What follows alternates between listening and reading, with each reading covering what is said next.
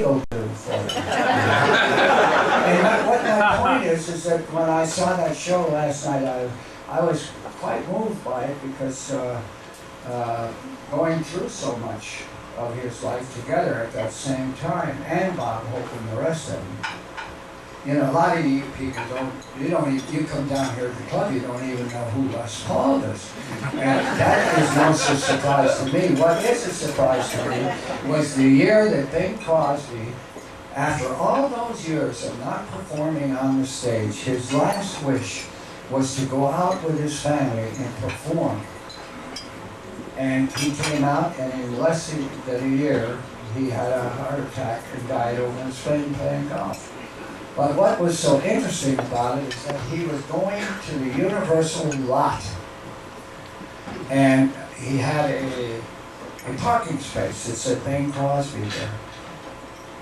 And when he came out from the movie lot, one girl was leaning on Bing's car, and she says, "You realize that you're leaning against Bing Crosby's car?"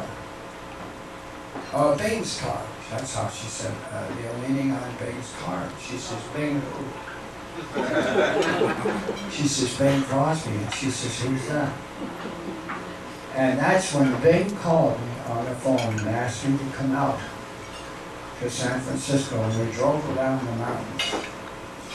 And we had a long talk, and he asked me why I went to all the disc jockeys and why I did all that I did. I said, because we're not as lucky as you were. We make movies and TV shows, and we have to depend a lot on our records and guest stars and so forth and so on.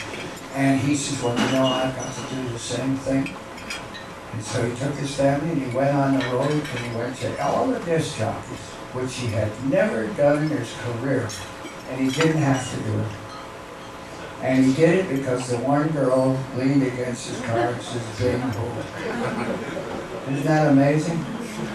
And it's amazing that Bing could go into the bank and they would say, "Bing who?"